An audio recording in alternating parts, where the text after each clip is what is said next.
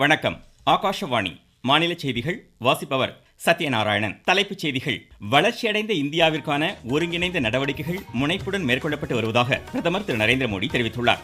சரக்கு சேவை வரி சீர்திருத்தங்களால் அனைத்து தரப்பு மக்களும் பயனடைவதாக மத்திய நிதியமைச்சர் திருமதி நிர்மலா சீதாராமன் கூறியுள்ளார். நவீன தொழில்நுட்பத்தில் அனைத்து இந்திய மொழிகளையும் ஒருங்கிணைக்க நடவடிக்கை எடுக்கப்பட்டு வருவதாக மத்திய உள்துறை அமைச்சர் திரு அமித்ஷா தெரிவித்துள்ளார்.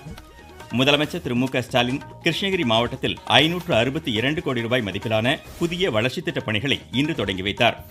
துபாயில் நடைபெறும் ஆசிய கோப்பை 2020 கிரிக்கெட் போட்டியில் இந்தியா இன்று பாகிஸ்தானை எதிர்கொள்கிறது. இனி விரிவான செய்திகள். வளர்ச்சியடைந்த பாரதத்திற்கான நடவடிக்கைகள் முனைப்புடன் மேற்கொள்ளப்பட்டு வருவதாக பிரதமர் திரு நரேந்திர மோடி தெரிவித்துள்ளார். அசாம் மாநிலத்தில் 6300 கோடி ரூபாய் மதிப்பிலான வளர்ச்சி திட்டங்களுக்கு இன்று அடிக்கல் நாட்டி பேசிய அவர், விரைவான போக்குவரத்திற்கான திட்டங்கள் உயர் முன்னுரிமை அடிப்படையில் நிறைவேற்றப்படுவதாக கூறினார். உலகின் மிக விரைவான வளர்ச்சியடைந்து வரும் பொருளாதார சக்திகளில் ஒன்றாக இந்தியா திகழ்வதை சுட்டிக்காட்டிய பிரதமர், விரைவான வளர்ச்சிக்கு விரைவான இணைப்பின் அவசியத்தை வலியுறுத்தினார். உள்ளூர் தயாரிப்புகளை பயன்படுத்துவதில் பெருமை கொள்வதுடன் அவற்றை ஊக்குவிக்க வேண்டியதன் அவசியத்தையும் பிரதமர் எடுத்துரைத்தார். வடகிழக்கு மாநிலங்களின் முன்னேற்றத்தில் மத்திய அரசு உறுதி பூண்டுள்ளதாக தெரிவித்த பிரதமர், 21ஆம் நூற்றாண்டின் அடுத்த கட்டம் உலகளாவிய கிழக்கு வடகிழக்கு என்ற கொள்கை அடிப்படையில் அமைந்துள்ளதாக கூறினார். தொடர்ந்து அஸ்ஸாம் உயிரி எத்தனால் தொழில்நுட்ப சுத்திகரிப்பு ஆலை உள்ளிட்ட 9230 கோடி ரூபாய் மதிப்பிலான தொழில்துறை மேம்பாட்டு திட்டங்களையும் பிரதமர் தொடங்கி வைத்தார். நாட்டின் அனைத்து தரப்பு மக்களும் பயனடையும் வகையில் வரி சீர்திருத்தங்கள் கொண்டுவரப்பட்டுள்ளதாக மத்திய நிதியமைச்சர் திருமதி நிர்மலா சீதாராமன் தெரிவித்துள்ளார். அடுத்த தலைமுறைக்கான சரக்கு சேவை வரி சீர்திருத்தங்கள் வரும் 22ஆம் தேதி முதல் நடைமுறைக்கு வரவுள்ள நிலையில் சென்னையில் இது தொடர்பாக இன்று நடைபெற்ற நிகழ்ச்சியில் பேசிய அவர், தற்போது அறிமுகப்படுத்தப்பட்டுள்ள 2 அடுக்கு வரி கட்டமைப்பு மிகப்பெரிய சாதனை என்றார். மக்கள் அன்றாடம் பயன்படுத்தும் அனைத்து பொருட்களுக்கும் வரி சலுகைகள் வழங்கப்பட்டுள்ளதை கூறிய நிதியமைச்சர், பல்வேறு பொருட்கள் மீதான வரி முற்றிலும் விலக்கப்பட்டுள்ளதாகவும் எடுத்துரைத்தார். வரி சீர்திருத்தங்கள் குறித்தும் அவர் விளக்கம் அளிக்கிறார். அடுத்த தலைமுறைக்கான சரக்கு சேவை வரி சீர்திருத்தங்கள் தங்களுக்கு பெரிதும் பயனளிப்பதாக நாமக்கல் மாவட்டத்தைச் சேர்ந்த பயனாளிகள் தெரிவிக்கின்றனர். என்னோட பேர் சசிகுமாருங்க.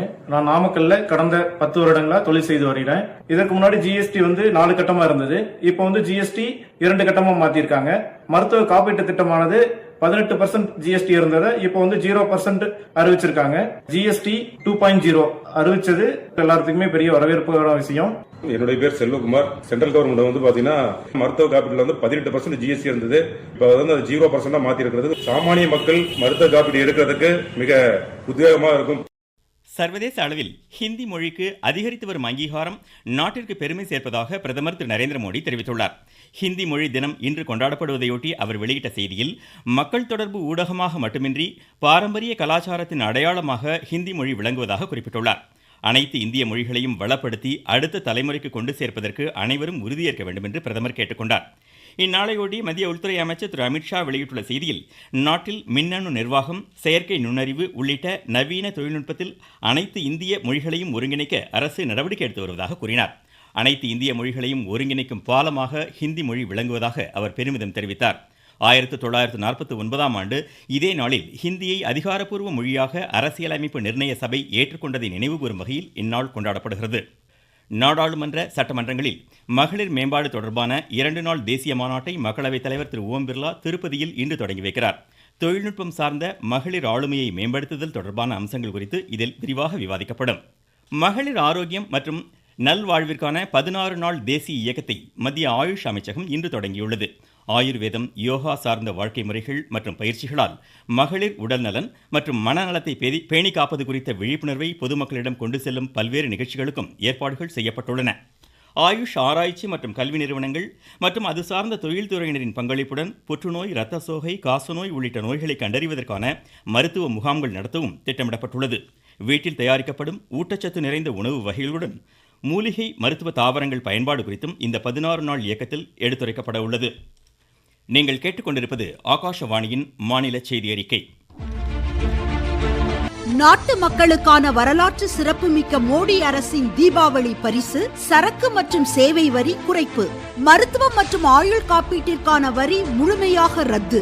36 உயிர்காக்கும் மருந்துகள், அடுத்த தலைமுறைக்கான சீர்திருத்த நடவடிக்கைகளில் மாணாக்கர் பயன்படுத்தும் கல்வி உபகரணங்கள் மீதான வரி ரத்து.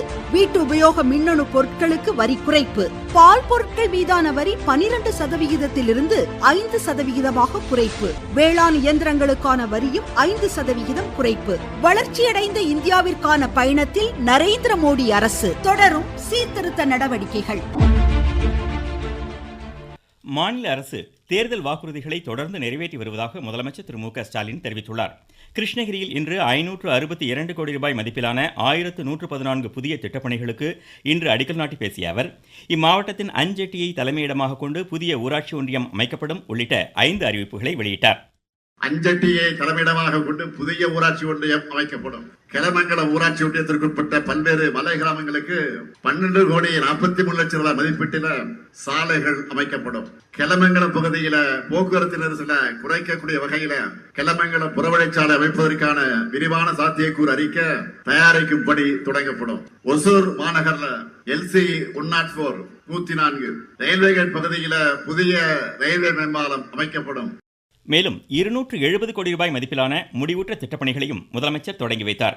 நிகழ்ச்சியில் 85,000 பேருக்கு இலவச வீட்டுமனை பட்டா உள்ளிட்ட 2,885 கோடி ரூபாய் மதிப்பிலான நலத்திட்ட உதவிகளையும் பயனாளிகளுக்கு முதலமைச்சர் வழங்கினார். தொடர்ந்து மாவட்டத்தில் செயல்படுத்தப்பட்டு வரும் வளர்ச்சி திட்டங்களின் தற்போதைய நிலை குறித்த கள ஆய்வையும் முதலமைச்சர் மேற்கொள்கிறார். தமிழகத்தில் மகளிர் உரிமை தொகை கோரி புதிதாக விண்ணப்பித்தவர்களுக்கு இன்னும் ஓரிரு மாதங்களில் தொகை வழங்கப்படும் என்று துணை முதலமைச்சர் திரு உதயநிதி ஸ்டாலின் தெரிவித்துள்ளார். சென்னையில் இந்து சமய அறநிலையத்துறை சார்பில் இன்று நடைபெற்ற இலவச திருமண நிகழ்ச்சியில் பங்கேற்ற அவர், இதுவரை 1,15,00,000 மகளிருக்கு உரிமை தொகை வழங்கப்பட்டு வருவதாக கூறினார். பள்ளி குழந்தைகளுக்கான காலை உணவு திட்டத்தின் மூலம் மாநிலத்தில் 20 லட்சத்திற்கும் மேற்பட்ட குழந்தைகள் பயனடைந்து வருவதாக கூறினார். பெரம்பலூர் மாவட்டம் சிறுவாச்சூர் அருள்மிகு மதுர காளியம்மன் திருக்கோவிலில் இன்று மாவட்ட ஆட்சித்தலைவர் திருமதி மிருணாளினி 5 இணையருக்கு இலவச திருமணம் செய்து வைத்தார். தமிழகத்தில் அனைத்து தரப்பு மக்களுக்கும் தேவையான நலத்திட்டங்களை அரசு நிறைவேற்றி வருவதாக மாநில மீனவர் நலன் மற்றும் கால்நடை பராமரிப்புத்துறை அமைச்சர் திரு அனிதா ஆர் ராதாகிருஷ்ணன் தெரிவித்துள்ளார். தூத்துக்குடியில் இன்று செய்தியாளர்களிடம் பேசிய அவர், திமுக தனது தேர்தல் வாக்குறுதிகளை நிறைவேற்றி வருவதை சுட்டிக்காட்டினார். தமிழக வெற்றிக் கழக தலைவர் திரு விஜய் மக்கள் நலனிற்கான தனது திட்டங்கள் குறித்து தெரிவிக்க வேண்டும் என்றும் அவர் கூறினார். திருச்சி மாவட்டத்தில் கடந்த 4.5 ஆண்டுகளில் பல்வேறு வளர்ச்சி திட்டங்கள் செயல்படுத்தப்பட்டுள்ளதாக மாநில பள்ளிக்கல்வித்துறை அமைச்சர் திரு அன்பில் மகேஷ் பொய்யாமொழி தெரிவித்துள்ளார். திருச்சியில் இன்று செய்தியாளர்களிடம் பேசிய அவர், தமிழகத்திற்கான நிதி விடுவிப்பில் மத்திய அரசு நெருக்கடி கொடுத்து வருவதாக கூறினார்.